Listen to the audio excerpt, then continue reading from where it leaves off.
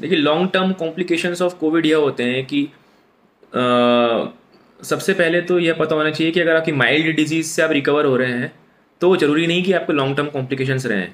जिस किसी को निमोनिया हुआ ही नहीं है या माइल्ड निमोनिया हुआ होगा, 2 आउट ऑफ 25, 3 आउट ऑफ 25, ज़रूरी नहीं कि उनको आगे जाके दिक्कत आए। जिन लोगों को माइल्ड फीवर आया हो, थोड़ी बहुत खांसी रही हो या सिम्टोमेटिक रहे हो, उनको लॉन्ग टर्म कॉन्सिक्वेंसेस कम होते हैं।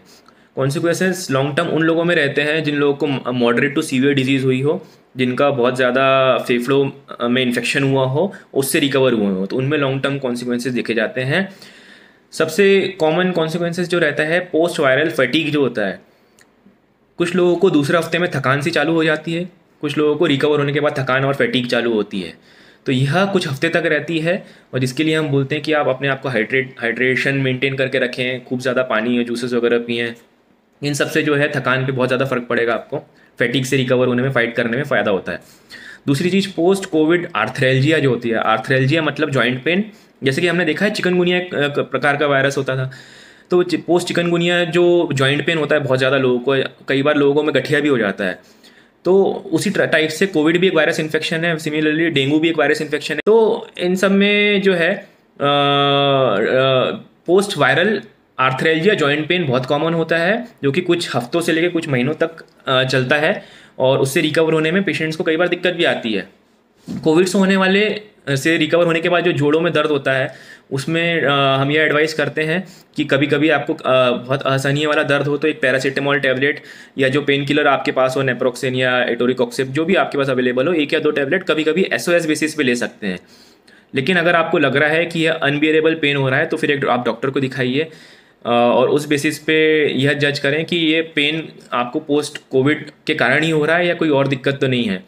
तो कई बार जोड़ों में दर्द होता है, मांसपेशियों में पेन होता है, काफ मसल्स में पेन होता है, ऐसा लगता है कि काफ मसल स्क्वीज हो रही है बहुत ज़्यादा।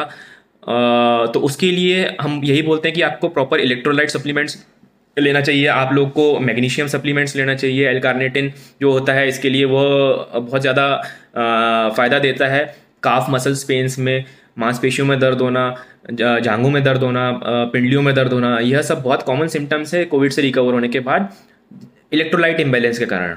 यह कुछ हफ्तों में बिल्कुल अच्छे तरीके से ठीक हो जाते हैं, और इससे ज़्यादा घबराए नहीं, यह एक शॉर्ट टर्म कॉम्प्लिकेशंस रहते हैं कोविड के बाद। लॉन्ग टर्म कॉम्प्लिकेशंस सबसे कॉमन जो होता है, जिन लोगों के फेफड़े बहुत ज़्यादा ख़राब होते हैं, वह होते हैं फाइब्रोसिस।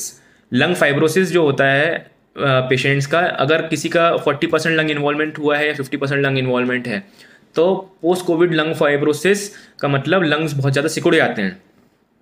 वायरस ने तो अपना काम कर दिया, इन्फेक्ट करना, वायरस ने पूरे लंग्स ख़राब कर दिए, 40% इन्वॉल्वमेंट हो गया, 60% लंग ख़राब कर दिए। उसके बाद जो ख़राब हो जाते हैं लंग्स, वह कई बार महीनों महीनों सालों लग जाते हैं सही होने में, और कई बार जब सही नहीं होते तो फाइब्रोसिस हो जाती है। तो फाइब्रोसिस का मतलब सिकुड़ जाते हैं पूरे लंग, और उतने पार्ट ऑफ लंग्स जो हैं आपके वो बिल्कुल सिकुड़ जाते हैं और ख़राब हो जाते हैं। तो जब वह लंग्स अगर ख़राब हो जाएंगे, फाइब्रोसिस हो जाएगी उनमें, तो फिर पेशेंट्स को आगे जाके दिक्कत आ सकती है। कैसी दिक्कत? लॉन्ग टर्म में अगर उन्हें कोई सांस की बीमारी हुई तो जो फेफड़े उनके उतने परसेंटेज ख़राब हैं वह उस बीमारी में साथ नहीं देते हैं, और उससे जो आगे बीमारी होती है उस पर भी इम्पैक्ट आ सकता है। स्मोकिंग वगैरह बिल्कुल अवॉइड करनी चाहिए पेशेंट्स को। जिन लोग को लंग इन्फेक्शन हुआ है और लंग इन्फेक्शन से रिकवर हुए हैं, उनको बिल्कुल स्मोकिंग रिस्ट्रिक्ट करनी चाहिए, क्योंकि स्मोकिंग से ऑलरेडी आपके लंग्स डैमेज होते हैं, और आगे जाके जिन लोगों के लंग्स ऑलरेडी डैमेज हो चुके हैं उन पर बहुत ज़्यादा नेगेटिव कॉन्सिक्वेंसेज देखे जाते हैं। तो लॉन्ग टर्म में फाइब्रोसिस एक बहुत इंपॉर्टेंट फैक्टर है जो कि कोविड के पेशेंट्स में देखा जाता है। इसलिए प्रॉपर ब्रीदिंग एक्सरसाइज एक टाइम बाद, कोविड से रिकवर होने के बाद, डॉक्टर्स बोलते हैं कि आप करें। स्पायरोमीटर से जो ब्लोइंग एक्सरसाइजेज होती हैं वह सब करना चाहिए, उससे लंग्स खुलेंगे और उससे काफ़ी फ़र्क लगेगा।